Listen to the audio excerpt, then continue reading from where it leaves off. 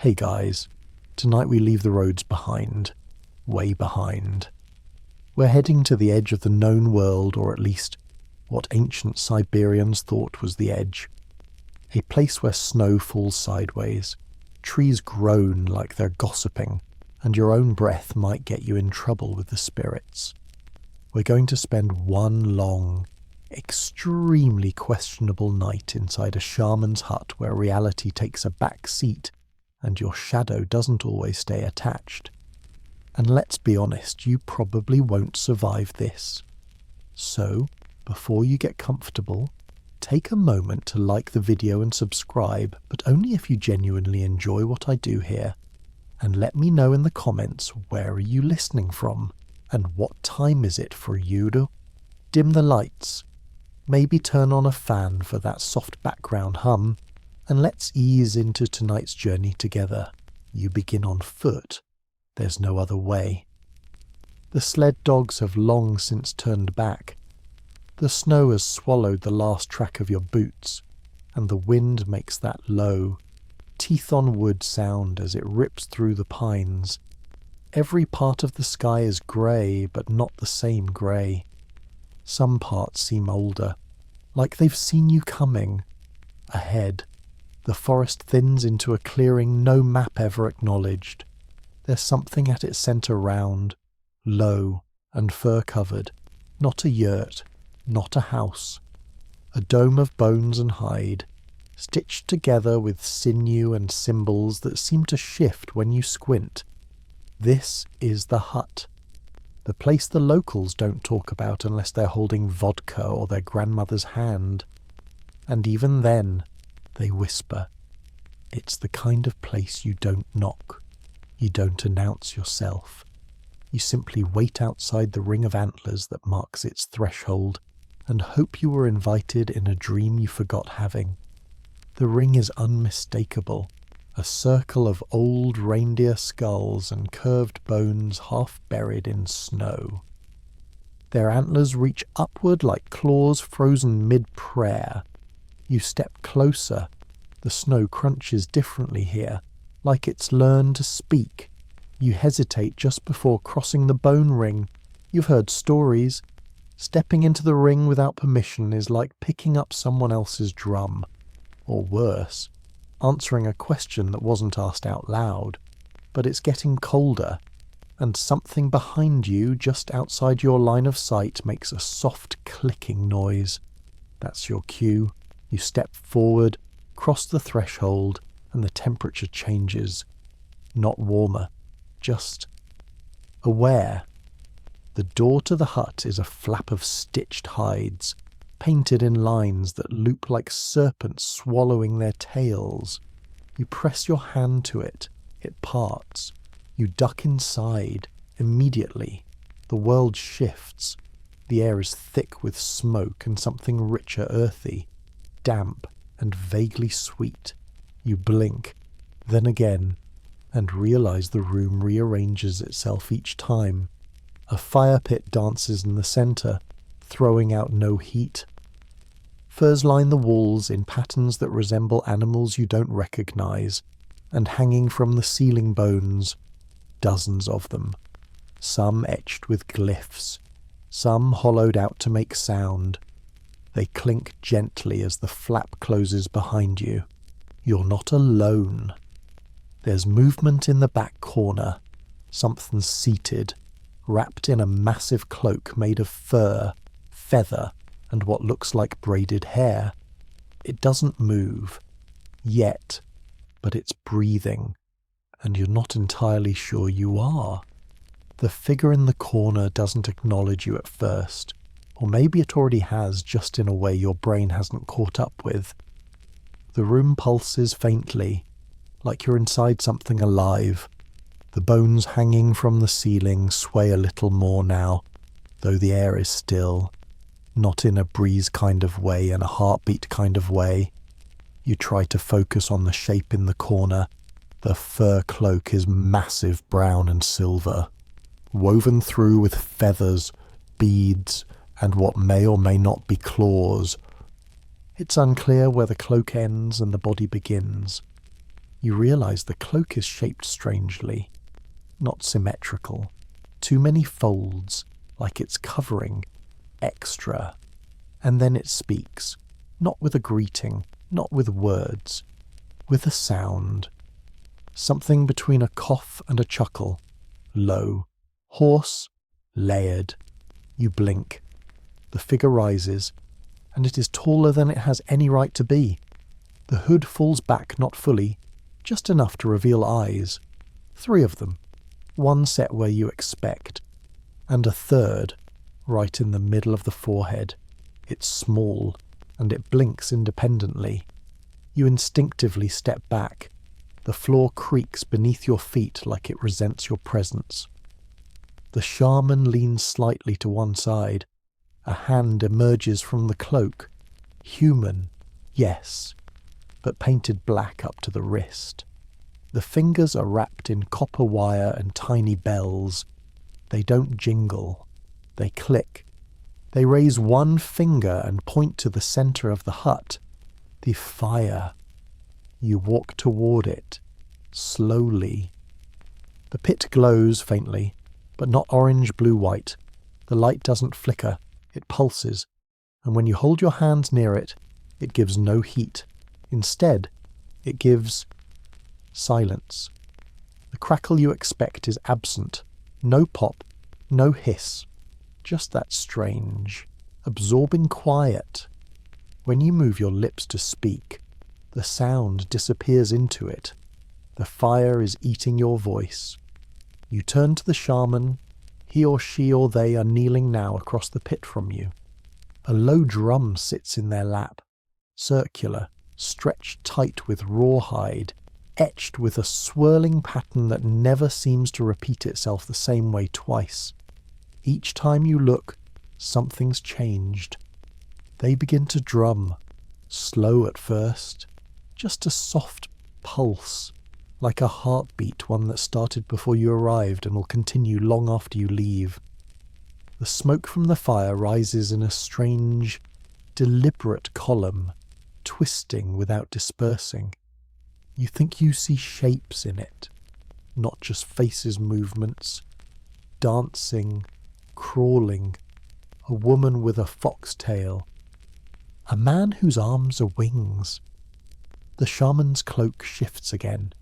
You catch a glimpse of something slithering beneath it, or maybe woven into it, a snake, feathered, or just very well carved. Hard to say. You look down. Your shadow is thinner, longer, and it's stretching toward the far wall, moving slightly offbeat from your own body. When you raise your hand, the shadow delays, lingers, like it's weighing its options. The drumbeat increases, and now the bones hanging from the ceiling begin to respond not all at once, but gradually. A bone near the door rattles. One above your head begins to hum. They're tuned, you realize. Each bone sings when the beat hits a certain rhythm. The hut becomes an instrument, and you are very much inside the song. The shaman sings now, a series of sounds you can't repeat. Not because they're difficult, because they don't belong to your throat. Clicks, growls, a low tone that comes from behind the chest, not within it. You sit. Not because you're told to, because your legs decide they're not holding you anymore. The fire pulses once. Your shadow twitches, and then calmly detaches. It peels away from your feet like oil from water, lifts itself upright, pauses, then turns, and walks toward the far side of the hut. You open your mouth to protest, but the fire eats your voice again, and your shadow doesn't look back. Your shadow doesn't pause. It slides across the floorboards like a memory deciding to forget you. It passes under bones, around the drumbeat, and into a darker corner of the hut you hadn't noticed before, where the firelight refuses to go. There's no door there. just a fold in the furs, a ripple in the air, a space that exists more in principle than in architecture. You try to rise. Your body disagrees, not from weight, not from fear, from the growing suspicion that you're the guest, and this part of the night was already arranged long before you showed up in your boots and borrowed courage. The shaman tilts their head, watching your reaction with all three eyes. The top one blinks sideways. They reach into their cloak and pull out something long, stiff, and gleaming a ladder, not made of wood, not rope, bone, reindeer ribs, bound together with sinew, curved like a spine and light as ash. They set it gently on the floor beside you. It makes no sound. Then they point to the same corner your shadow vanished into. You know what they want. Climb. Because of course, there's always a ladder to the spirit realm. Every good shamanic tradition has one, whether it's a world tree, a sacred rope, a silver thread, or a staircase carved into nothingness. In ancient Siberia, the ladder made of bone was symbolic and practical. It was said to bridge this world with the others both directions. Scholars argue about whether shamans actually believed they travelled through physical layers of the universe or simply entered altered states. But you're not here to resolve that. You're here to climb. You grasp the first rib rung. It's warm. You hesitate, not from fear, from respect. Then you climb. The hut tilts as you move upward, not in the floorboards, not in the walls, in your mind. Each rung pulls your awareness sideways, like turning pages in a book that doesn't have a title. The smoke thickens, not choking, just dense. It begins to colour pale blue, then violet, then gold. And then you're not climbing through a hut, you're climbing through sky. Stars blink in and out around you. Shapes loom below vague, slow-moving, too large to name. Something sings in a language of echoes. The ladder creaks, but not in protest, in greeting. Above you, a flicker of orange, a new fire, set in the sky. You reach the top and pull yourself onto a ridge of stone, of bone, of cloud. Hard to say. You stand and realise your feet aren't touching anything solid, but they also aren't falling. Ahead, a path, lit by small lights, not torches, eyes, animal eyes, dozens of them, just hovering in the air like they've been waiting for something worth staring at. You begin to walk. The eyes blink in sequence as you pass, and somewhere to your right, something chuckles. You turn. A fox, but not exactly. Its body is longer than expected. Its fur ripples like water, and its eyes are too human. It sits, watches, then speaks. In perfect sarcasm-laced syllables, nice boots. You stare. The fox sighs. First time you nod, it nods back. Of course it is. You people always show up confused and full of questions. You open your mouth. Don't bother, it says. They told me not to answer anything yet. Just lead you to the trial. The trial. It rolls its eyes. See, already breaking the rule. Then it trots forward, tail flicking. You follow. What else is there to do? You glance behind you. The ladder's gone. Of course it is. You walk. The fox ahead. The eyes around. The path beneath you, flickering with each step like it's being remembered in real time. And the sky above, not night, not day. Just open. You've left the hut, but the hut has not left you. And somewhere, not far ahead, your shadow is waiting. The fox trots ahead with an unbothered elegance, tail swaying like a banner that doesn't care if you're keeping up. Its paw prints glow faintly on the path, brief sparks of silver that vanish after you step through them. Each footfall you take feels lighter now, as though the weight of your body is only loosely connected to the idea of having one. You try to ask the fox where you're going. You form the words, they leave your mouth and drop, literally. They plop onto the path like little pebbles and bounce twice before disappearing through a crack in the air. The fox stops and looks over its shoulder. Told you not to talk yet. You press your lips together and nod. It smirks if foxes can smirk and adds, "You're not being punished, but the air up here doesn't like assumptions." You walk in silence for a while. The world around you begins to shift. The path becomes softer, no longer smooth or stable. It pulses beneath your feet like walking on the back of something very, very large that is very, very asleep. The stars change above, rearranging themselves into shapes. Some you recognize, a bear, a bird, a woman with antlers. Others, you feel them more than you see them. Symbols that hum softly into the soles of your feet. The fox stops, points with its nose. Ahead, there is a tree, or what used to be a tree. It stands crooked, scorched at the base, with one great limb twisting up like a question. The rest have broken away. But it isn't dead, no, because growing out of the blackened bark are antlers, wide, white, bone pale, sprouting like a crown from its upper trunk.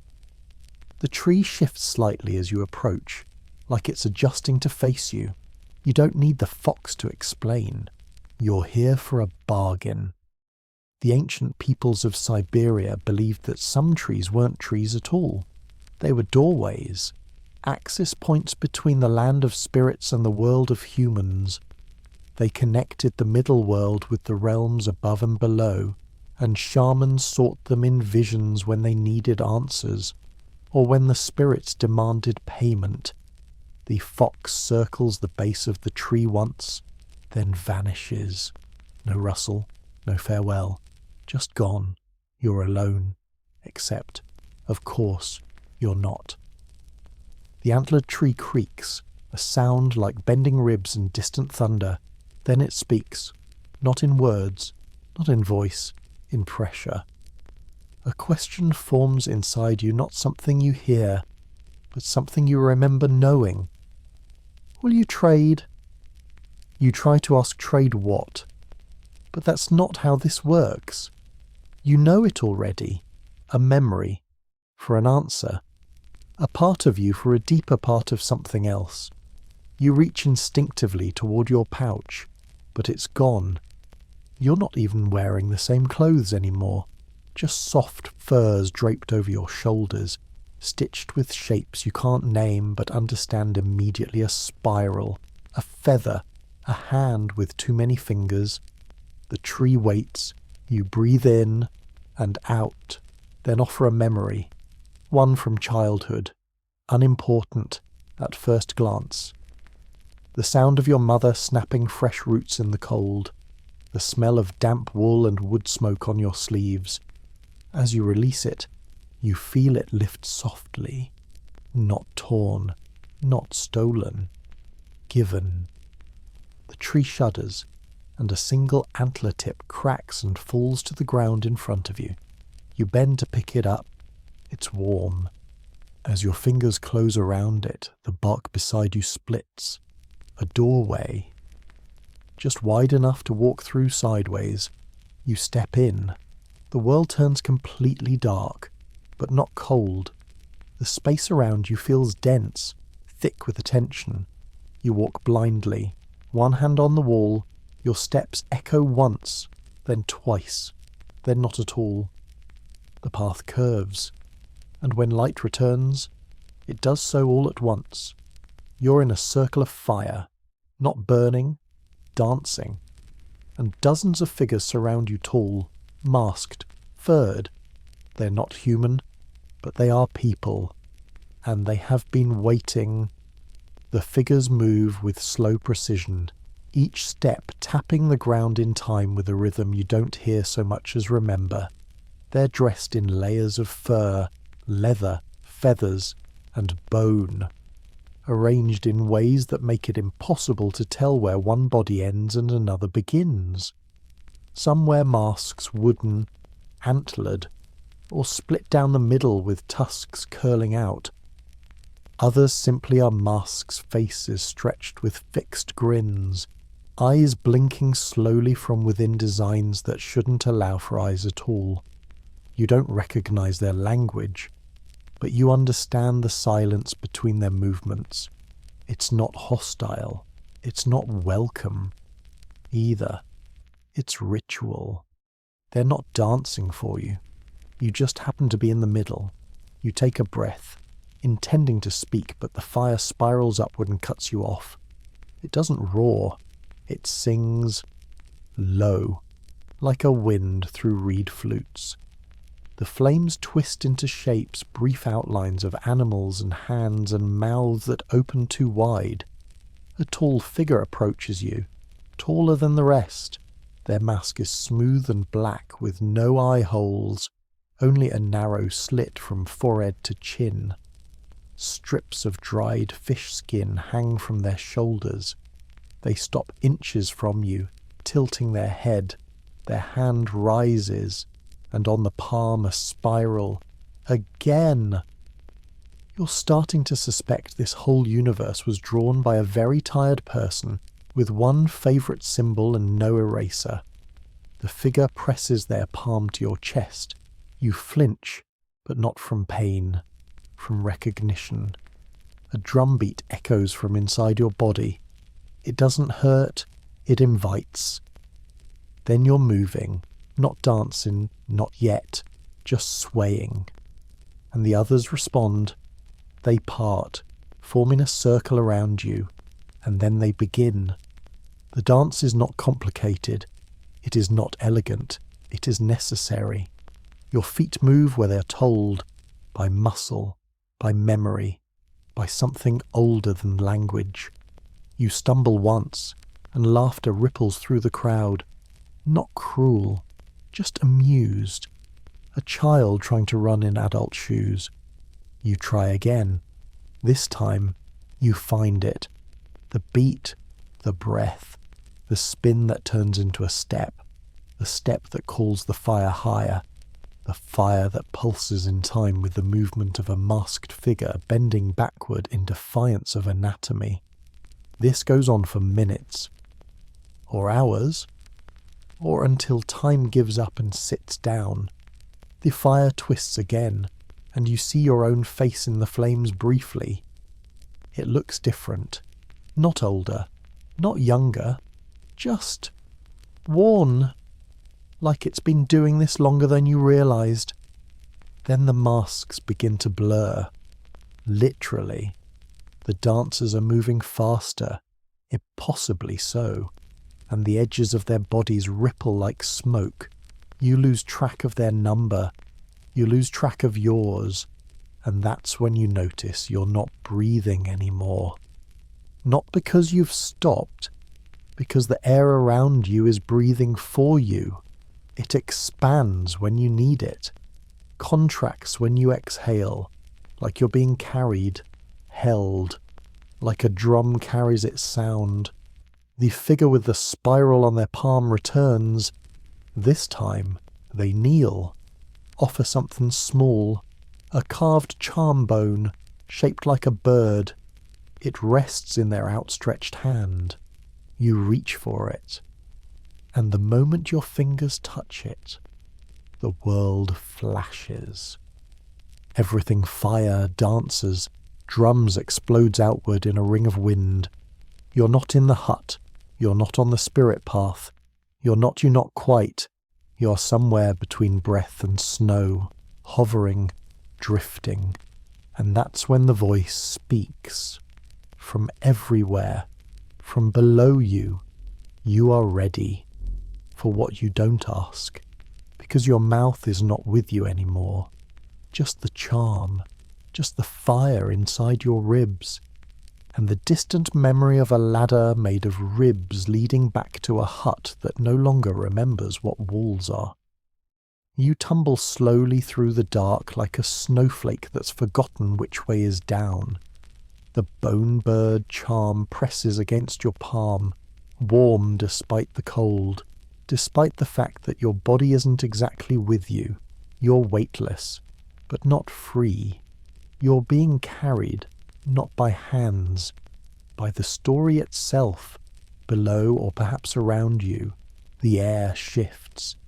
It thickens into velvet, then softens into wind, then thins into nothing. You land gently. Not on ground, on understanding. Your feet find texture moss, stone, maybe fur. You're standing in a clearing made of quiet. Moonlight drapes through bare branches overhead, though you don't remember there being trees. The sky above is packed with stars, closer than they should be. Some blink like they're thinking, then a voice. This time, close. Good. You're finally upright. You turn. A man or a shape wearing the suggestion of a man stands beside you, stirring a pot over a small fire. The flames are blue. The pot is bone white. The smell wafting up is pine. Pine needles steeped in something darker, bitter, like boiled memory. He doesn't wear a mask, but he has many faces just layered, like shifting light on water. When you look directly at him, he's nothing more than a tired shepherd with calloused hands and a patient expression. When you look from the corner of your eye, he has antlers and claws and eyes that outnumber yours by quite a bit. You're inside someone else's vision, he says, ladling the pine tea into a carved cup and offering it. Don't take it personally. Happens to all the newer ones. You hesitate, then sip. The warmth slides down your throat and spreads like light in an old hallway. You see shapes behind your eyelids. The man continues. This is the in-between, where borrowed thoughts settle and yours get picked clean. You sit, uninvited. The moss welcomes the weight. You came through the bone ladder. Right, he asks, not looking at you. You nod. Ah, the hard way. He ladles more tea, takes a sip, sighs. This hut, the one you're inside, sort of is very old, older than language, built on a place where stories like to sit. You've stepped into a groove, you blink, and a pine tree sprouts 10 feet away, grows, blossoms, then retracts into the earth like a reversed thought. Don't worry, he says, that one's mine. You ask without asking what happens next. He shrugs. Eventually, the one who dreamed you will wake up. You raise an eyebrow. He gestures with his chin. That's the price of entering a shaman's hut unprepared. You cross a threshold. You become an echo. For a while, someone else is dreaming you probably the shaman, or a fox, or maybe even the antlered tree. You open your mouth to protest. He waves you off. Relax. You're still real, just flexible. It's like being a guest in someone's ribcage. The fire flares once, revealing a dozen shadow figures seated in a circle just beyond the clearing. They don't move, but they notice you. They hum softly, not with mouths, with presence. You shiver. It's almost time, the man says, standing. For what he looks up, and the sky begins to peel back like wet bark. Above, you see the hut again, not the outside, the inside. Its ceiling floats above your head, complete with bones and smoke and that quiet, pulsing fire that swallows voices. You see yourself slumped at the fire's edge, eyes closed, lips slightly parted. The shaman crouches nearby, their fingers splayed over your chest, not harming, just tuning, like you're an instrument still learning its key, and the bones above rattle once softly, approvingly. The man hands you the cup again. You drain the rest, and this time the warmth spreads too quickly, too deeply. You feel the ground fall away, the clearing dissolve, the pine tea burn bright in your blood. Then you inhale, back in your body, in the hut. The shaman's hand lifts from your chest. The fire stirs, and your shadow gone for so long rejoins you, seaming itself quietly back to your heels. It shivers once, then settles, like it saw something it won't be telling you about. You sit motionless, your breath catching like it's waiting for clearance to re-enter your body. The hut is exactly as you left it, and not at all. The walls lean a little closer now. The bones overhead hang heavier. The fire's glow has dimmed, but its silence is somehow louder. It's no longer just eating sound, it's chewing on it, across the fire. The shaman watches you with eyes half closed, two of them. The third, high on the brow, remains open and unblinking, gazing at something far beyond the hut's walls, or maybe just into tomorrow. Your shadow gives a final twitch, then lies still. You're back, but not the version of you that walked in.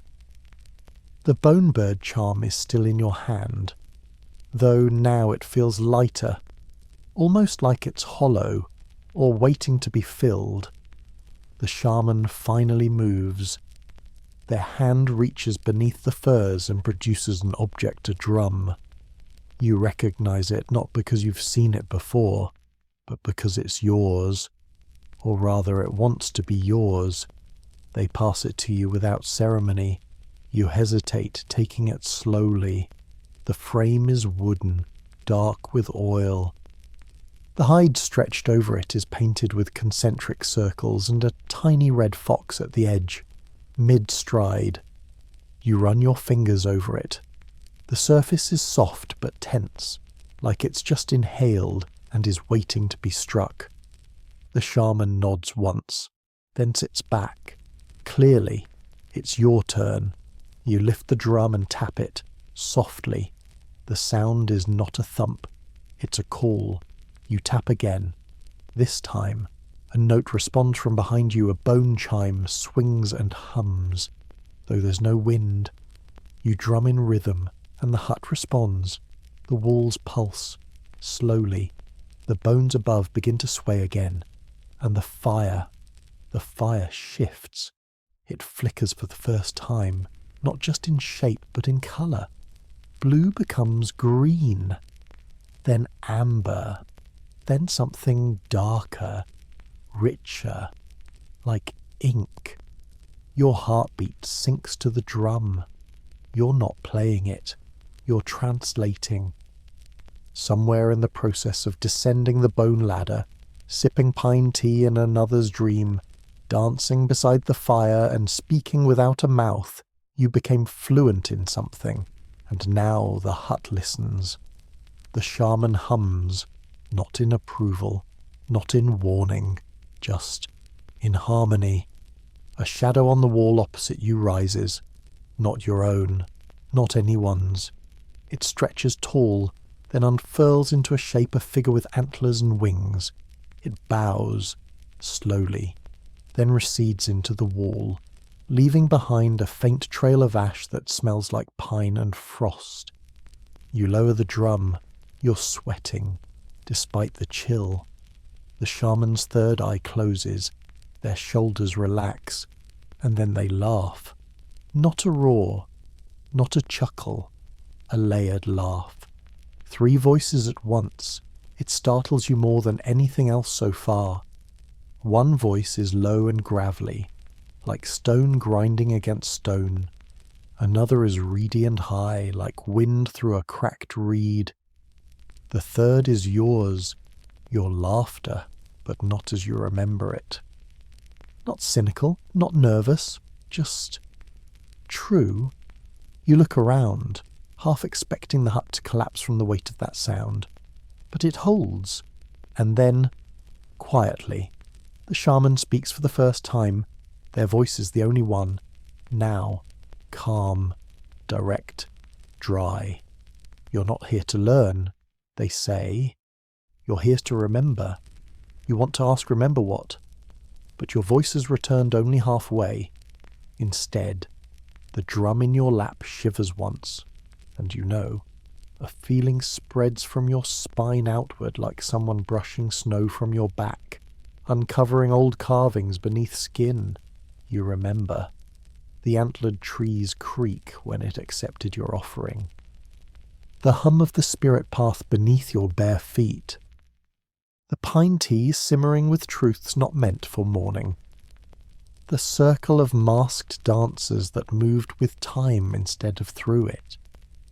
And you remember a final detail you hadn't noticed before.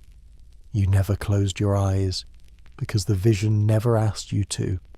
You were meant to see all of it, and now that you have, the hut exhales, the fire settles, and the shaman gestures gently toward the flap of hide you entered through what feels like years ago. Time to go. You're not sure, but your legs move. You rise slowly, turn toward the flap, then glance back. The shaman has already vanished. Only the drum remains, in your hands, still warm, still yours. You stand before the hide door, the stitched seam unmoving in the flickering firelight, though now the flames behave themselves no spirals, no flickers of faces, just honest orange and soft shadow. You rest your hand on the flap. It feels alive, not pulsing or breathing, but aware, like it knows what you've seen, like it remembers who you were before you stepped inside. You hesitate. It's one thing to come into a shaman's hut, it's another to leave it. Because something always stays, and something always follows. You step through. The air on the other side is cold, so cold it bites through your clothes in a single breath, as if to remind you who's in charge now. The snow underfoot crunches with sharpness. The clearing is just as you left it still, blanketed, ringed by trees hunched under the weight of their own silence. But the hut is not behind you, not anymore. There's no dome of hide and fur, no skull ring, no bone chimes swaying in the breeze, only snow, only footprints yours leading away from an origin point that no longer exists, and ahead the night, the real night, the Siberian night, where stars burn close, sharp, and enormous, and the wind doesn't whistle, it warns. You adjust the fur wrap around your shoulders. It wasn't on you when you entered, but you don't question it. It smells of pine and smoke and old stories. In your hands, the drum, still warm, still holding that hum of the not quite here, the almost over there. You walk. 'Cause what else is there? Each step feels heavier now, not from fatigue, but from fullness. You're carrying more than you brought in. Not items, not artifacts, just knowing. The snow crunches in a rhythm, your rhythm, 3 steps, then a pause, just enough to let the world breathe back at you. Somewhere overhead, an owl calls once, then again exactly in time with your footsteps. You grin. Even the birds have joined the ritual. Ahead, the forest opens slightly, just enough to suggest a path, one not carved by sled or boot, but by intention. You follow it. The trees part reluctantly. The snow here glows faintly in patches bioluminescence frozen moss. The ancestors saying hello could be all 3. Eventually you reach a small rise, and at the top a frozen pond, flat and glassy, its surface untouched by wind or falling branch. You approach, and the reflection waiting for you isn't entirely yours. It's older, not aged. just familiar in a way that makes no logical sense. You kneel beside the ice and place the drum carefully next to you. Its reflection doesn't match the real drum. The painted fox on the surface of the hide is moving just slightly, trotting in circles, eyes blinking. You blink back, and then it stops, looks directly at you, then lays down to sleep. The drum stills, you exhale, and your breath fogs the air. Curling into a spiral that doesn't rise, it drifts downward into the pond, settling like mist on its mirrored surface. The pond hums once. You feel it in your knees. The forest, too, responds.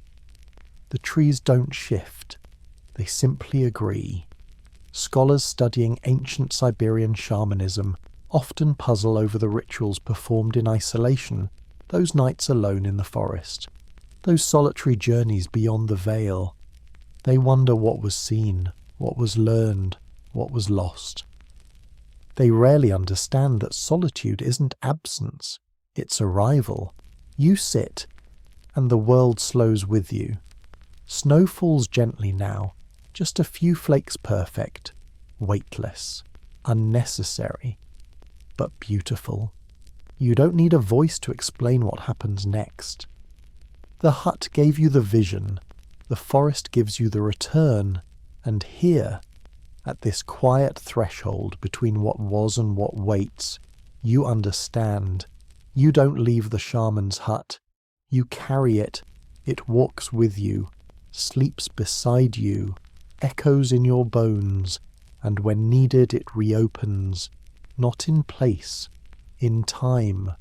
You rise, pick up the drum, turn back toward the forest path, your footprints already disappearing behind you, as they should, because the night is long, and your journey's only just begun. You descend from the ridge with the pond behind you, the drum under your arm, and the air folding around you like a coat woven from breath and bone. The snow has changed texture. It no longer crunches, it sings, quietly. Just a note, almost missed. Each footstep sets off a tone, different from the last, like walking across an invisible xylophone laid beneath the tundra. You stop walking just to test it. Step, a low hum. Step again, a higher pitch. You're either imagining things or discovering an instrument buried in the land. You try a rhythm. Step, step, pause, step, pause. The forest listens, then answers. The wind nudges a tree branch. A crow lifts and glides overhead, silent except for the sound of wings slicing through sky-thick cold. You've become a part of something, not the centre, just a welcome piece. As you move forward again, the terrain shifts. The trees grow stranger, bent into spirals, bark scraped clean in deliberate shapes. Symbols emerge scratched, burnt, or simply grown. A feather, a spiral again, a circle with no end. You reach a fork in the path, left deeper into the forest. The snow thicker, the branches crowd low.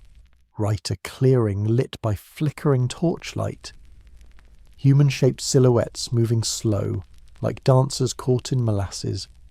You wait, and then something moves beside you. It's not the fox, it's your shadow. Fully upright now, separate, not escaping, just visiting.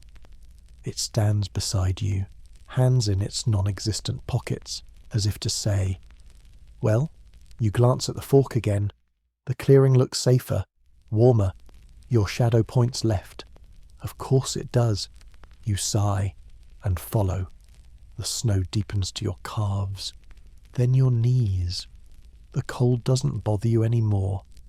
It brushes your skin like an elder, reminding you to keep your thoughts tucked in. You hum as you walk, matching your breath to the rhythm of your steps. The air grows dense again, not thick, just meaningful. Every inch of space feels aware. like walking through the memory of a thought someone important once forgot.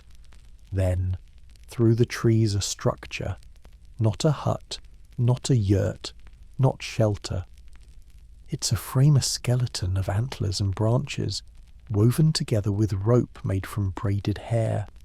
No walls, no roof, just form, intention, space held for something that doesn't need weatherproofing.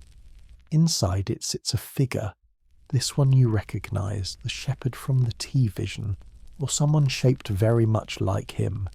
His face is shiftless now. He looks human, tired, content. He's tending a fire made of frost. It glows cold, illuminates inward.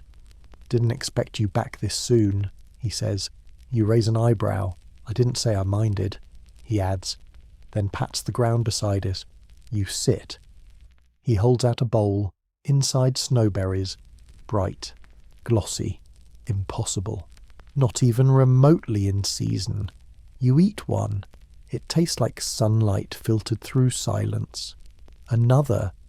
This one tastes like the laugh of someone you love but haven't seen in years. He doesn't ask questions, just watches. "You still have it," he finally says, nodding toward your drum. You hold it up. He smiles. Good. Then he leans in, quietly. "She gave it to you for a reason. You know, who?" He raises an eyebrow. "The hut." You blink. Everything in there is alive, especially the parts that don't look like it. You glance down at the drum. The fox painted on it stirs again, just a twitch of the tail. The man continues. "You've got a little of the breath still in you. The real kind. The first kind. You'll lose it eventually, but for now it's enough." You ask what to do with it. He shrugs. "You'll figure it out. Or you won't. Either way." The drum remembers. A pause. Then, more softly, "You don't survive the night in the shaman's hut by making it out alive." He leans back. "You survive it by not coming out unchanged." And you nod, because you already knew that. The snow settles like dust across your shoulders as you sit beside the frost fire, the flames licking upward in soft blue spirals that don't burn but do remind. The shepherd figure, if that's even still what he is, has gone quiet again, chewing thoughtfully on the last of the snowberries. You feel the weight of the drum in your lap, no heavier than before, but somehow more specific, as if it now contains direction, not just rhythm. You look around the antler frame shelter. It casts no shadow. The structure exists, but the moonlight refuses to acknowledge it. Every line of branch and bone hovers somewhere between presence and absence, like a dream you forgot the moment you woke. Then the wind picks up just slightly, not rude, just curious. It brings with it the scent of pine ash and damp fur, a reminder. The man beside you stands. "You've got a bit of breath left," he says, wiping his hands on a strip of bark. Might as well use it while it still listens. You rise, following him to the edge of the clearing. The trees open here, revealing a small stone platform half buried in snow, ringed by vertical poles covered in carvings. Some of the glyphs are familiar. One spiral, 3 foxes, a handprint, and something new. Your own face. Not exact, but close enough that you don't laugh it off. "I didn't put it there," he says, anticipating your question. You nod slowly. The platform calls you forward. You step onto it and kneel, placing the drum in front of you. The silence around you becomes expectant, like the forest has turned its head, like the moon has held its breath. You raise the beater and strike. 1 note, then 2, then 4. A rhythm emerges, one you don't invent, But remember, it's simple, but each beat lands with a thud that echoes beyond hearing. You feel it in your sternum, behind your eyes, between your shoulder blades. And then something answers. Not an echo, a second drum, from far off, faint, but definitely real. You pause, strike again, wait. The other drum responds faster, syncopated, a rhythm you almost recognize but can't place. Your fingers tingle.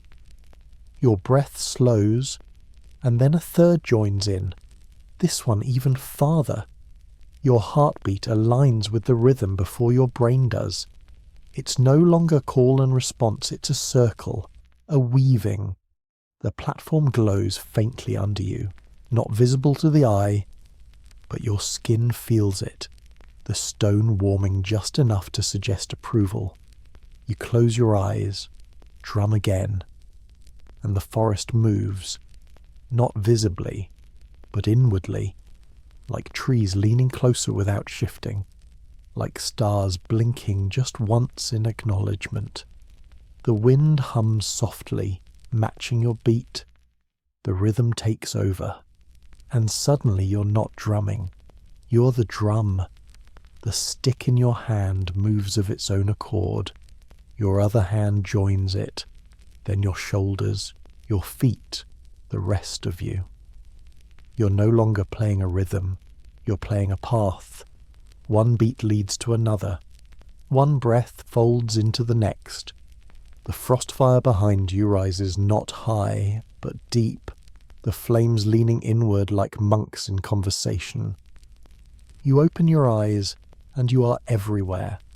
Back in the hut, back in the T-vision, back in the dance, in the ladder, in the snow. And just like that, the rhythm stops. You drop the beater. The platform falls silent. The carvings glow faintly, then fade. You look to your right. The shepherd is gone. Again.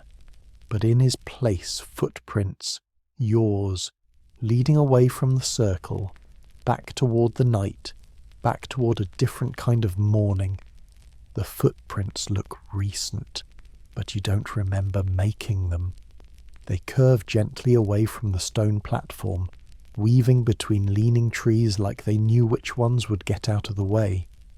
The drum still hums in your hand, not out loud, but in your bones, a distant echo reminding you that the rhythm isn't over. It's just quieter now. You follow the prints. The snow deepens again. Not enough to slow you, but enough to soften every step until you feel like you're gliding across memory rather than ground. The trees begin to change too. Their trunks darken. Their bark starts to peel back in long, curling strips that flutter faintly like breath. The smell here is no longer just pine, it's resin, smoke, and something sharper, lichen and ash. Eventually, the trees part, revealing a clearing lit entirely by moonlight and reflection. A frozen lake stretches out in front of you, perfectly still. Its surface holds the sky in place. Stars hover both above and below. You step closer and stop, because you're already standing there, at the lake's edge. Another you, not a reflection. A figure wearing your face, your coat, your hands only older, not in age, in understanding. Their eyes are soft, as if they've been watching you walk here from the moment you entered the hut. They don't speak, but they do raise their hand, palm open. Something rests inside. You step closer, carefully. It's a name, not written, not spoken, felt. It unfurls from their palm like smoke, curling into the air, brushing against your cheek, then entering through your breath. The moment it touches your lungs, your knees go soft, because the name isn't new, it's yours, not the one your parents gave you, the one the hut recognized, the one the ladder knew. the one the fox sighed at when you stumbled, the one the tree with antlers offered to return. You mouth it, and your older self nods, then steps backward into the lake. But they don't fall, they melt, not painfully, not dramatically, just dissolve, like breath into winter. You're alone again, except now you know you're not. You step up to the edge of the lake and kneel. The ice doesn't reflect you, it reflects who's watching you. Eyes, so many, none threatening, just present. You tap the drum once, gently. The ripples pass beneath the ice. The stars shift above, and you hear it a song, not sung for you, sung about you, from far off. From a time that hasn't happened yet. It's slow and haunting, and doesn't need words, just rhythm. You breathe in, letting it fill you, and as you do, the trees behind you shift again, this time with intent. Something approaches, but not walking, carried by the wind, by thought, by echo. It's the hut, not physically but spiritually. The shaman's presence, enormous and quiet, folds around the clearing like a second moon. You hear that layered laugh again. 3 voices. One is still yours. Good, the voice says. You remembered. The wind stops. The lake settles, and a single strip of bark lands beside you, curling upwards slightly like an open palm. You pick it up. It's etched with the spiral. Of course it is. But this time, it's open-ended, not a loop, a path. Leading forward, you rise, tuck the bark into your coat, and look out across the lake. At the far end, a new trail begins, dustless, unwalked, but familiar. You step onto it, and everything sighs in quiet approval. The new trail doesn't begin so much as happen. One moment it's lake and reflection, the next it's moss and stone and a thin ribbon of space unfolding between firs that never grew in the same direction twice. The path curves gently, like it's being considerate, like it's had plenty of time to wait for you, and it has. You walk slower now, not from exhaustion, from reverence. Every step feels borrowed from someone else's journey, and you're not here to leave scuffs. The snow thins out until only patches remain, cradled in the crooks of tree roots and under the ribs of fallen branches. The drum at your side grows quiet, not still, just listening. You pass a stump carved with symbols. One is a handprint with 7 fingers. Another is a fox with its tail on fire. Another is a human figure split in half, one side bones, one side stars. You recognize all 3 from inside. The trail rises a little. A slope that seems to lead you above the tree line, even though the trees never quite vanish. The sky above grows wider, fuller, and less metaphorical. Stars blink in arrangements that make sense if you stop thinking about them. Then, suddenly, the air changes. Warmth, slight, but real. You smell herbs, sweetgrass, mugwort. A touch of cedar and a headlight. Not moonlight. Firelight, but not just a flame. A hearth. You step into another clearing, this one softer, surrounded by bent trees that seem to lean in protectively, not ominously. In the middle, a low stone circle cradling a fire. The smoke rises straight up into the sky, as if the stars gave it permission. Someone tends it. You don't recognize them. Or maybe you do. Their back is to you. Hair long, silver in streaks, shoulders broad but relaxed. They turn slowly, and the firelight lands on their face in soft gold waves. It's you, again, but not older, not younger, just right. Like this version of you was carved by wind and patience. They nod, say nothing, then gesture to the opposite side of the fire. You sit. There's no mirroring now, no illusion, no symmetry game. Just two versions of you sharing a fire neither of you built.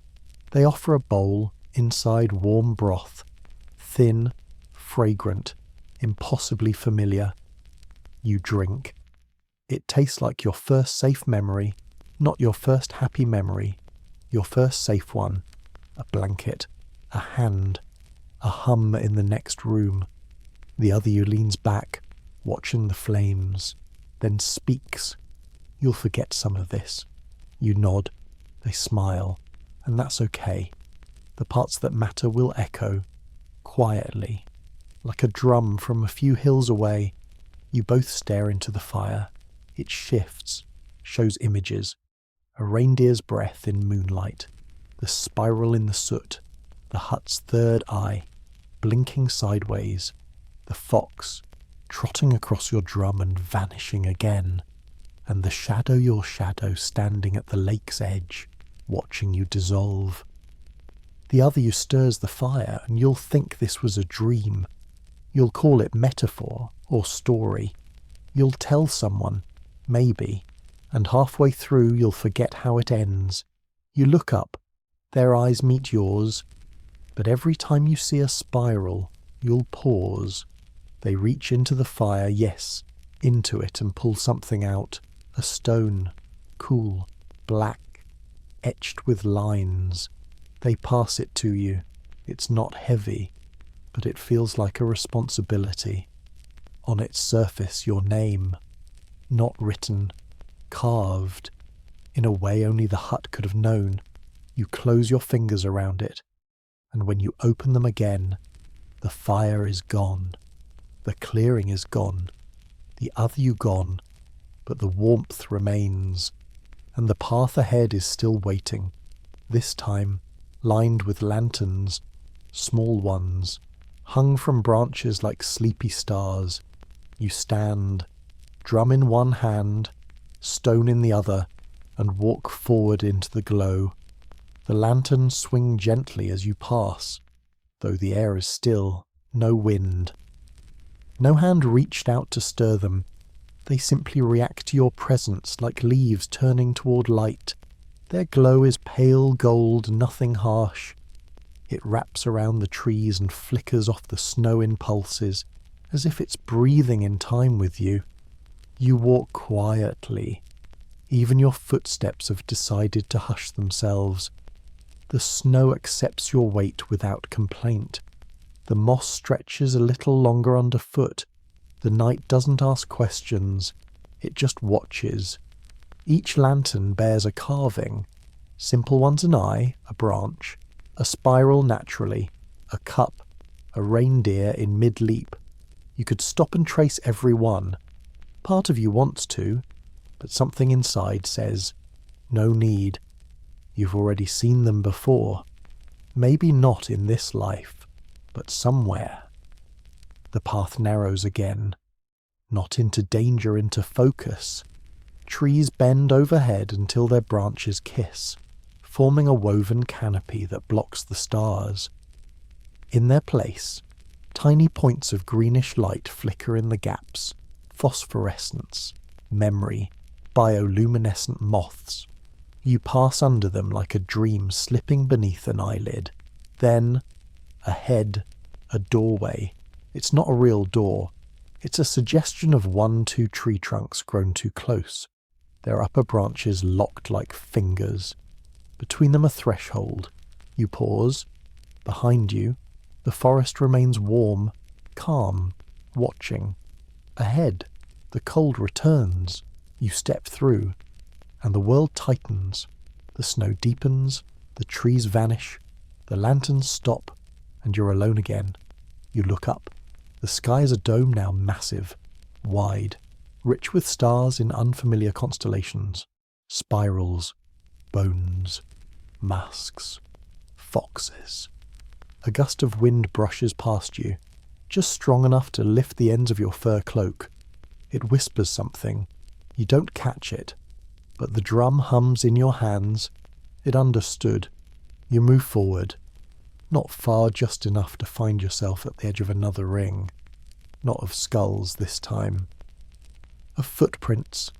Thousands of them, all pointed inward. At the centre, a circle of stones. 8 of them, each with a different object resting on top. You approach carefully. A carved wooden comb, missing 3 teeth. A rusted fish hook. A bundle of feathers tied with sinew. A flute broken in half. A pouch of dried berries.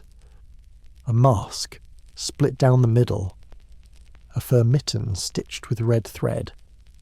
A small flat stone with a spiral.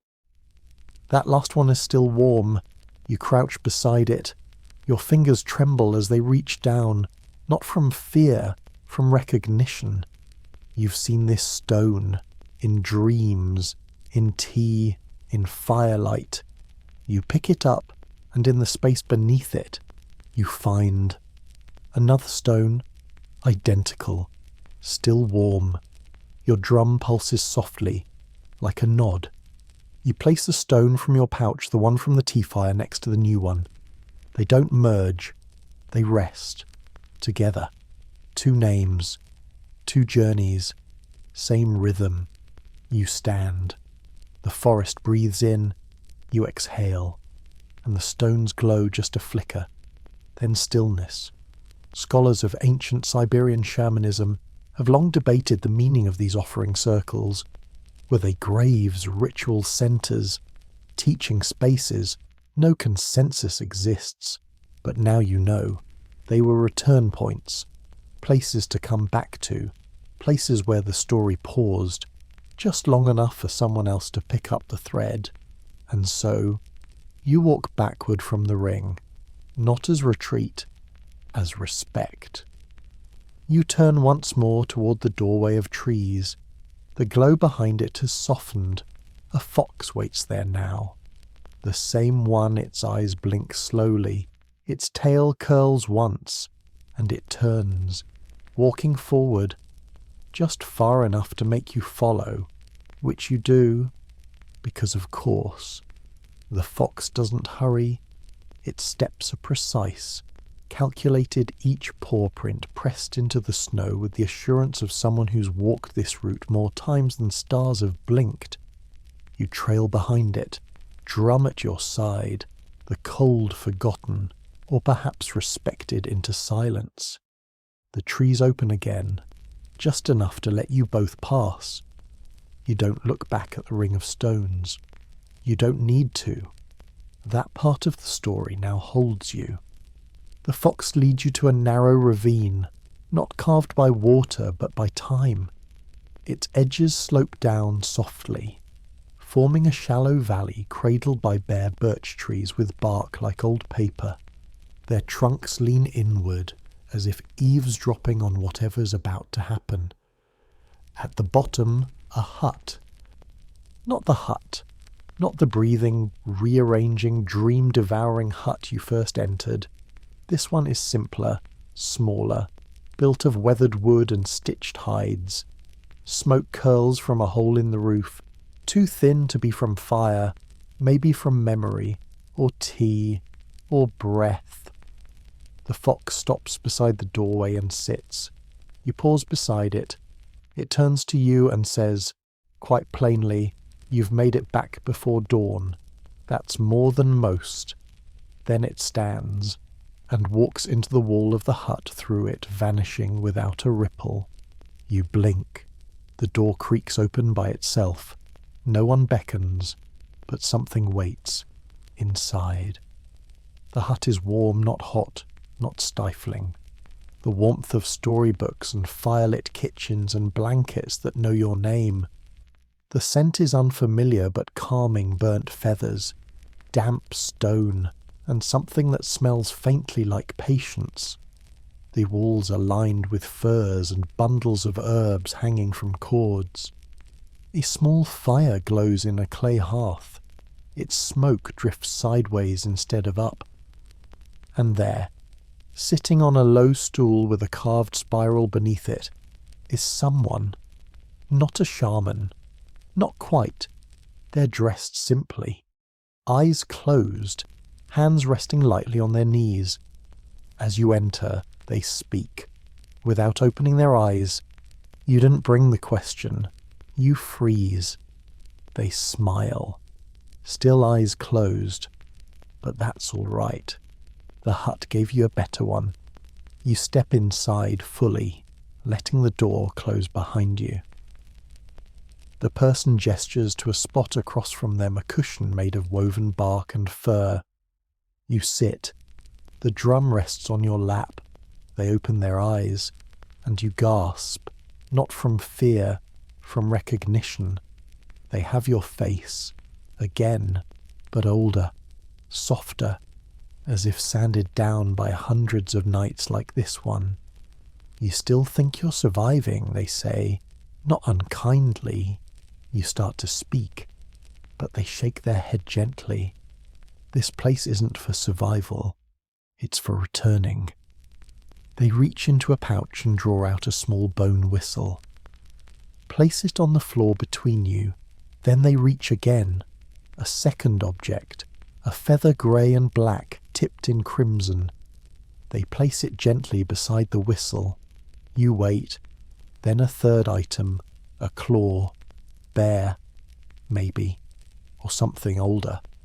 They nod to you. You reach into your coat, pull out the stone from earlier, the one etched with your name, place it beside the others, then, instinctively, you lift the drum, tap it once. A sound echoes in the tiny space, then again, and now the person across from you smiles wider. This was always the ending, they say, rising slowly, but endings are where questions rest, not answers. They step backward into shadow, and the hut begins to blur. Walls soften, smoke thickens, the fire bends sideways into a spiral, and the objects on the floor lift just slightly, hovering, then falling again. The door opens behind you, you turn, and there's nothing but dawn. The first true light you've seen in hours, maybe days, maybe lives. You step into it, not blinking, not shielding your eyes, just accepting. Because you're no longer someone who survived the night in a shaman's hut. You're someone who walked it well, and the forest agrees. Dawn wraps its arms around you like it remembers your name better than you do. It doesn't burst over the horizon, it arrives, patient and knowing, like a song played in reverse that somehow makes more sense than the original. The snow no longer glows blue or silver, it glows warm. You've forgotten how gold morning can be until it brushes your face like a parent waking a child without words. You descend from the hut that second, quiet a hut leaving behind its soft breath and watching walls. The path ahead is familiar, though you're certain you've never seen it before. Your boots crunch on frost, but the sound is gentle now, as though the forest has stopped testing you and started welcoming you home. The drum in your arms hums again, just once, like a stretch. Like it's waking too. You walk without purpose now, not because you're lost, but because the need for direction has dissolved. The world curves gently forward, and you're content to follow it. After some time or no time, you reach another clearing. This one is alive with the leftover traces of what just was. Footprints, feathers, a string of beads hanging from a low branch, still swaying from a breeze that passed through minutes ago. In the centre, a fire circle, long dead, but not cold. Stones ring the spot like elders gathered around memory. You kneel beside one, rest your hand on it. It's warm, not in temperature, in feeling. There's a bundle nearby wrapped furs, a small flask, a half-eaten round of flatbread tucked under birch bark. Someone was here, maybe still is. You sit, and that's when you hear it, a distant drum beat, far off, not calling, just marking time. You tap your own drum once in response. A pause. Then another beat answers closer now. You smile. Across the clearing, movement, a figure emerges from the trees. Not a threat, not a guide. Just another traveller. They wear a fur cloak like yours. They carry no drum, but their gait has rhythm. They approach slowly. Eyes meeting yours with that look, have we met in another dream? They sit across from you without a word. You pass the flask. They drink, nod, pass it back. Neither of you speaks, but the forest does. Above, the trees lean slightly inward, as though drawing the shape of a circle that doesn't need to be finished. A breeze curls through. The string of beads rattles once. A fox watches from the edge of the trees and then trots off without a sound. The traveller opens their hand. Inside, a piece of bark, etched with a symbol, a spiral. But this one is broken, split, just before the centre. You reach into your pouch and find a mature bark piece, carried all this way. You place them together on the ground. They touch and heal, not with glue, not with magic, with understanding. You both nod and rise. Together. There's no discussion, no plan. You walk side by side back into the thinning trees, where the snow lightens with each step, and the hum of the forest becomes the hum of return. You reach a ridge, below the world you knew, or almost knew. A trail winds down to the place where maps start working again, and borders resume. The traveller places a hand on your shoulder, a simple pressure, then walks another way. No farewell needed. You descend alone, but not alone, because the forest has marked you, because the hut has kept you, and because now, even in the noise and structure and clock-bound time below, you will carry a rhythm that refuses to fade. You step onto the road. A bird calls.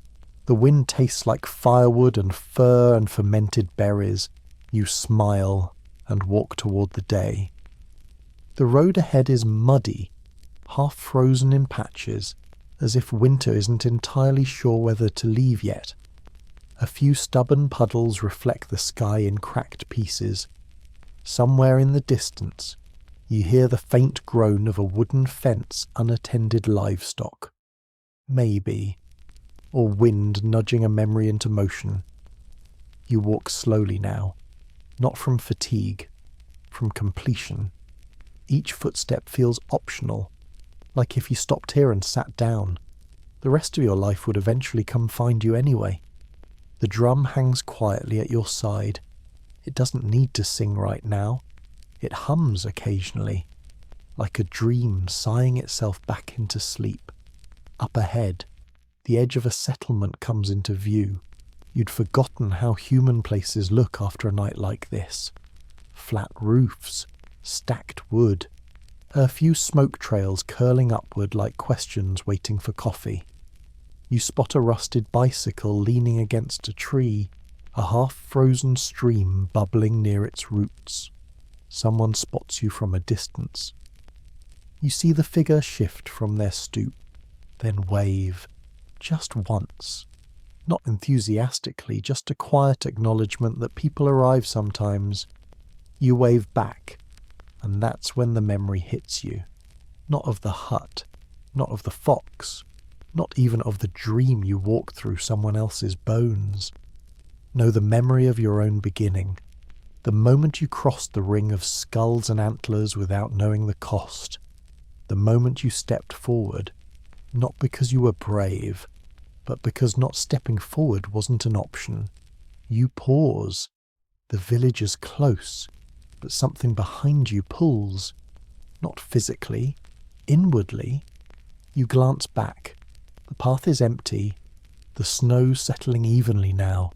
No footprints, no wind. but you feel it. The hut hasn't disappeared. It's waiting, and more importantly, it's still listening. You take a breath, reach into your coat. The bark spiral you've been carrying is warm again, slightly curled at the edges, as if reminding you it too has seen things. You tear a small piece from it and gently press it into the hollow of a birch tree beside the road. No magic, no flash, just bark against bark. It holds. You step away and feel something agree. A quiet yes from a world that rarely explains itself. Then you walk on, into the village, where people nod, where children chase geese, where the air smells like pine and fried fish, and the kind of laughter that only comes after a long winter. Someone offers you tea. You accept. You sit on a crate near a fire barrel. Warmth returns in layers, not sudden, not sharp, just a slow remembering. Someone asks where you came from. You shrug. North, you say. They laugh. North of here, that's the edge of the world. You smile. Almost. They pour the tea, offer bread, and you eat in silence. Because no one here needs the story. Not the full one. Just the presence. The way you carry yourself. The smell of smoke still tangled in your coat. The faint spiral etched into the side of your drum, half hidden by soot. That's enough. And maybe, just maybe, someone here has their own story to finish, their own drum to find, their own path to walk, but not tonight. Tonight is for tea and firelight and stars that blink like old friends. You lean back, close your eyes, and the forest whispers nothing at all, because it doesn't need to. You remember now. The tea is bitter and dark, just how it should be. You sip slowly, letting it sit on your tongue before swallowing, like the warmth might reach your ribs a little better that way. It does. You cradle the cup in your palms like a gift you're not quite ready to give back. Around you, the village continues with its small, determined rhythm. Someone chops wood. Someone else mends a net, muttering under their breath in a language thick with snow and consonants. A dog lumbers past with the unconcerned pride of something that's chased off more than its fair share of bears. You feel invisible, but not in a bad way, in a resting way, like the forest has draped a veil over you and whispered to the world, "Let them be, just for a while." You sit longer than you mean to, maybe hours, maybe only a few songs worth of birds, and when you finally stand, your limbs obey gently. The drum comes with you, naturally, like a hand you forgot you were holding. You follow the path through the village, nodding when someone meets your gaze. A few smile without curiosity, a few look away politely. They've seen people return before. Eventually, the houses grow sparser. The snow thickens again, but only in patches. And then, just past a fence where reindeer antlers hang like wind chimes, you see it. A river, wide, slow, half frozen. The water moves like it has nowhere to be and enjoys not being there. You crouch by the bank, breathe, and set the drum beside you. Then you do something unexpected. You begin to hum, not a song you know, not one you learned. One that comes from the soles of your feet and the places in your lungs where the tea still lingers. It's low, circular, a rhythm of vowels. The river listens, and responds just slightly with a shift in current. The wind pauses, even the birds seem to mute themselves, and you hum until the air stops needing it. You look down at your reflection. It's not just yours. The fox watches from over your shoulder. You turn. No one's there. You smile. The spiral in your coat pocket shifts again.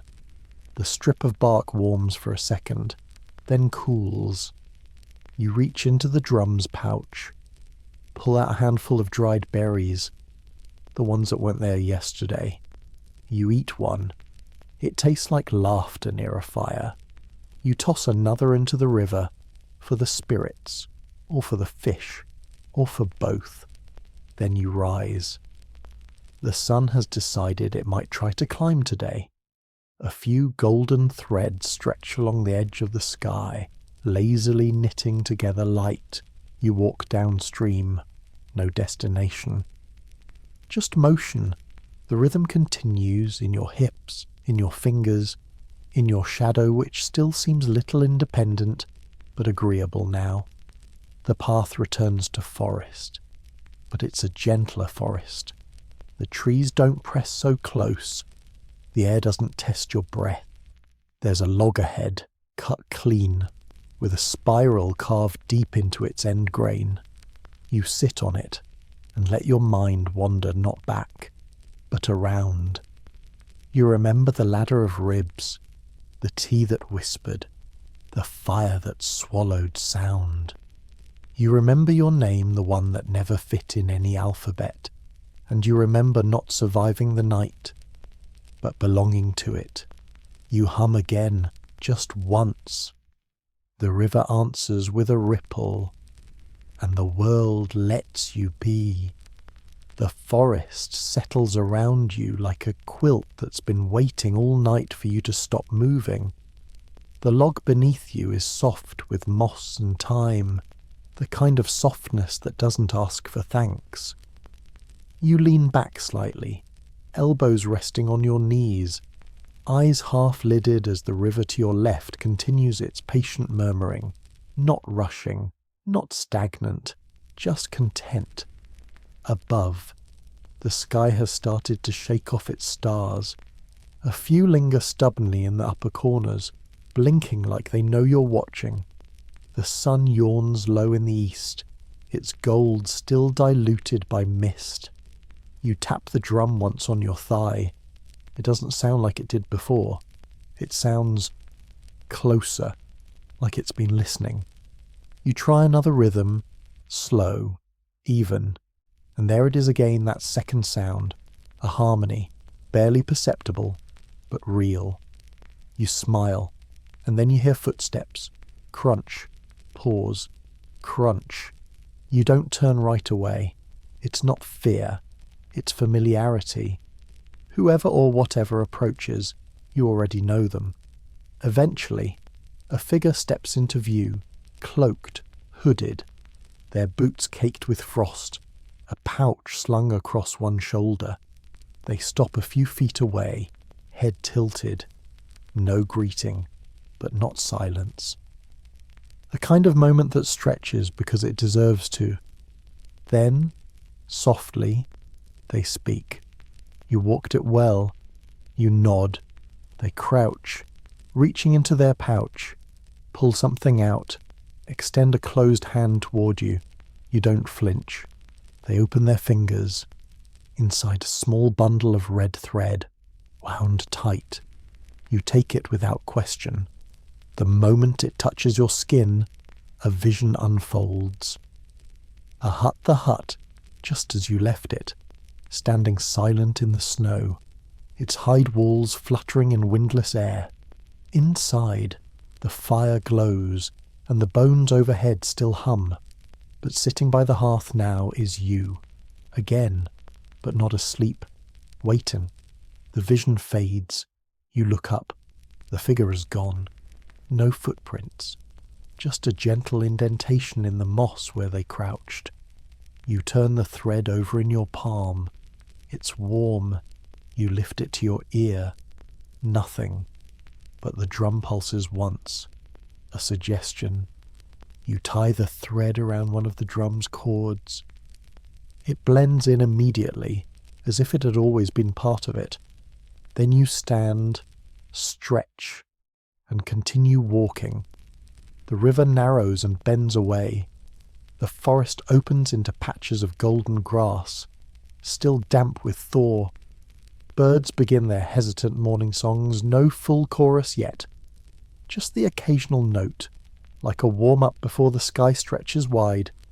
In the distance, smoke, thin, pale, domestic. Another village, maybe. You walk toward it. As you do, a figure emerges ahead, a child, standing in the field with a stick in one hand and a rabbit fur hat too large for their head.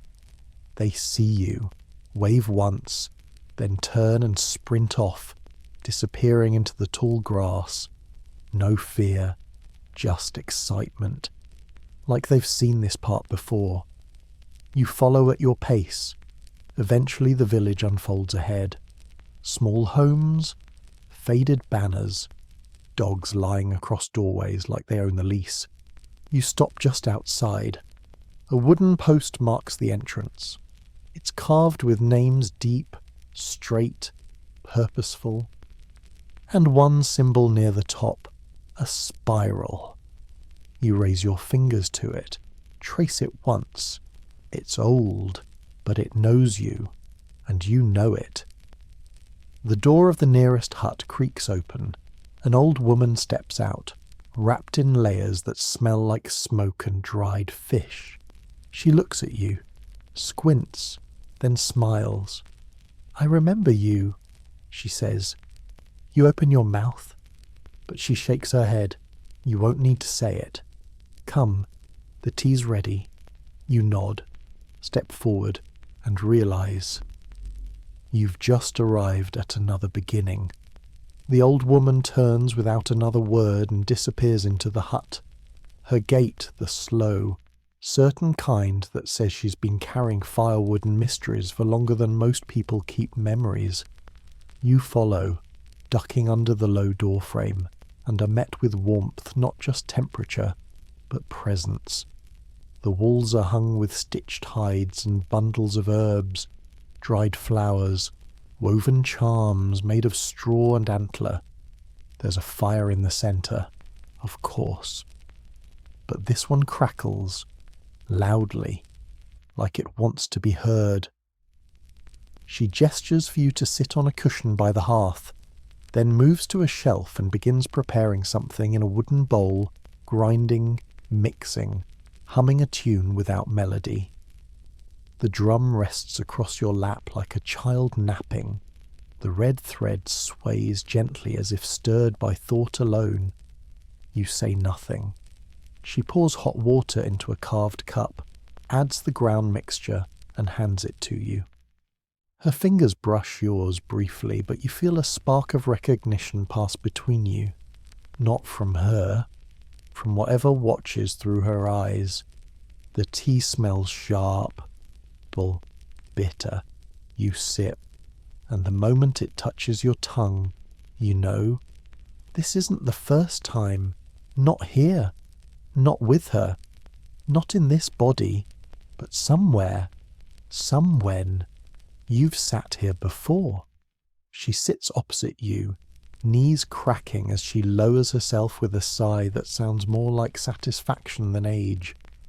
"You made it through the night," she says simply. You nod. "It's never just one night, though," she adds, stirring her own cup. You nod again, because you understand now. The hut, the drum, the fox, the shadow. It wasn't just a trial. It was a reminder, a cycle. One that doesn't end. One you re-enter every time you forget who you are beneath your name, your clothes, your skin. She leans forward, and her eyes lock onto yours. You remember the rhythm, you tap the drum gently. Thump, thump, pause, thump. She smiles, then begins to sing. A low, winding melody. Words in a language you've never spoken but feel no need to translate. You hum along. The drum joins, the fire dances, and your heartbeat sinks not just to the rhythm, but to the room, to the hut, to the forest, to the entire memory of the night that still echoes under your skin. When the song ends, She pours more tea. This time, it's sweet. You drink slowly. Outside, the wind shifts. Snow begins again, soft. Soundless flakes that fall like stories returning to earth. She stands and opens a small wooden box. Inside, feathers, bones, scraps of cloth, tokens wrapped in leather cord. She takes out a bead carved with a spiral and hands it to you. No explanation, just a passing of weight. You hold it, and it recognizes you. You smile, she says. You'll know when to pass it on. Then she turns and begins stirring a pot over the fire, already moving into the next moment. You rise, place the bead in your pocket, bow slightly in her direction, not as thanks, but as acknowledgement. She doesn't turn, but you hear her whisper, "The path remembers." You step outside. The snow continues, quiet and warm, like a blanket tucking in the land. You follow the path leading out of the village, not because you know where it goes, but because it wants to be walked. Each footstep finds its place. Each breath carries more than air. And behind you, somewhere in the trees, the hut hums faintly, not calling you back, just keeping time. The snow underfoot is the softest it's been all night, powdered light, settling gently into every hollow without rushing to bury anything. You walk with a kind of rhythm that no longer feels borrowed. It's yours now, or maybe it always was. But the drum had to teach you how to feel it again. The trees lining the trail are thinner here, more open, almost as though the forest is letting you go. No trick branches, no sudden walls of bark and root, just quiet pines with long shadows and branches heavy with sleep. Up ahead, the horizon glows. Not the harsh blue-white of early dawn. This is golden, amber, soft. The kind of light that waits for you to notice it before spilling across your face. You come to a rise. At the top, you pause and breathe. The world stretches out below in a wide, lazy sweep of snowfields, frozen creeks, and distant smoke trails, villages waking up. People stirring, birds flapping free of whatever dreams kept them company through the night. You sit on a nearby stone. It's warm, naturally. Your hand moves without thought to the pouch at your side. The spiral-carved bead is still there, faintly warm, pulsing gently like a heartbeat made from memory. You place it on the stone beside you. No wind takes it, no creature disturbs it. It's simply placed, an anchor for someone else to find. The drum rests in your lap, quiet now, but not asleep. It knows. It feels the sunrise like a sibling, a fellow witness. You hum, one last time. Not a song, just the end of one breath and the beginning of another. You look out across the steppe. No part of you is the same as when you entered that bone ring in the snow, but you haven't changed. You've returned, not to where you started, to where you'd forgotten you began. The hut didn't test you, it reminded you. The fire didn't burn you, it showed you. And the spirits, they never meant to frighten. They just needed someone to carry the drum forward. The forest sighs behind you. Snow continues to fall, softer now, like punctuation. You rise, leave the bead behind, and walk downhill into the gold. The cold doesn't bite anymore. Your breath doesn't cloud the air. And somewhere, far off, but not far enough to forget it, a fox flicks its tail and disappears into the trees. You smile and walk on. And now, as your footsteps grow quieter and the forest recedes into the past, let your breath slow. The journey has ended. Not with the door closing, but with one gently swinging open behind you, left ajar for the next sail who comes seeking rhythm in the silence. You're no longer inside the shaman's hut, but part of it remains inside you. Not in the way dreams leave fading images, but in the way rivers remember every stone they've passed. The snow still falls, but it no longer covers. It comforts, a blanket, not a burden. The sky above no longer presses down, it expands, each star a drumbeat, each cloud a whisper. You're different, and yet you're more yourself than you've ever been. So let your breath settle into long, soft waves. Let your shoulders fall. Let your heartbeat slow into a rhythm that echoes something ancient and kind. Because you walked the path well. You held the drum without dropping it, and you remembered just enough.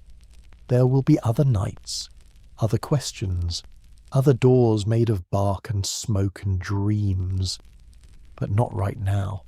Right now, there is only rest and the forest, keeping time.